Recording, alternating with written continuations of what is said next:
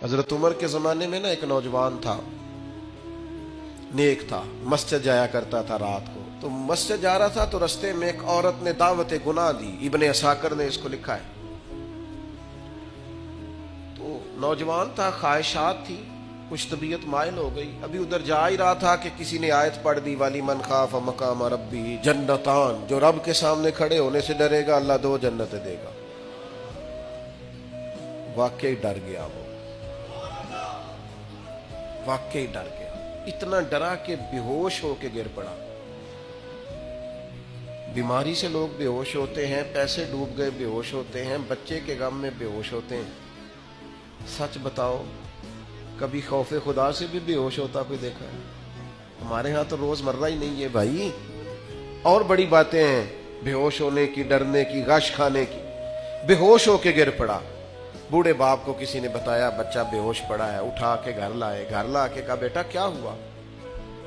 नौजवान है, चढ़ती जवानी है, पर पाकीज़ा बड़ी है।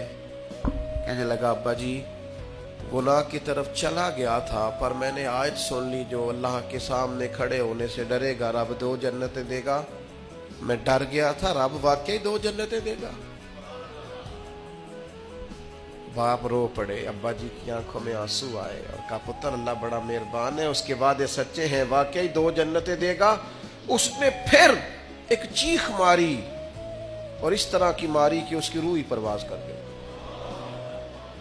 रूह ही परवाज कर गई। कुश्तगाने खंजरे तस्लीम रा, इश्क की खंजर से कत्ल हो गए लोग। सुबह हजरत उमर को पता चला कि उन्होंने तो रात जनाजा भी पढ़ दिया, तदफीन भी कर दी। जनाब उमर फरमाने लगे इतना नेक नौजवान खौफे खुदा से दुनिया से चला गया, मुझे क्यों नहीं बुलाया, मैं जनाजा पढ़ता।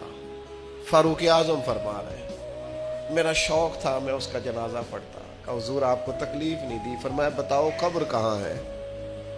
ते कामिल पीर उना दे बाहू कब्र जिना दी जीवे। हजरत फारूक आजम कब्र पे तशरीफ ले गए और खड़े होकर फरमाने लगे नौजवान मुझे उम्मीद है मेरे रब ने तुझे 2 जन्नतें दी होंगी। इब्ने असाकर खोल के देखो तारीख बगदाद ने क्या लिखा है। हजरत सैयदना फारूक ने फरमाया उम्मीद है 2 जन्नतें दी होंगी। कब्र के अंदर से बोला कामिल पीरो ना दे बाहू कब्र जिना दी जीवे। कब्र के अंदर से बोला, कहने लगा हुजूर उम्मीद वाली बात नहीं, रब के वादे सच्चे हैं, उसने वाकई मुझे 2 जन्नतें अता फरमाई। 2 जन्नतें दी हैं, मैंने अपने मालिक को राजी पाया।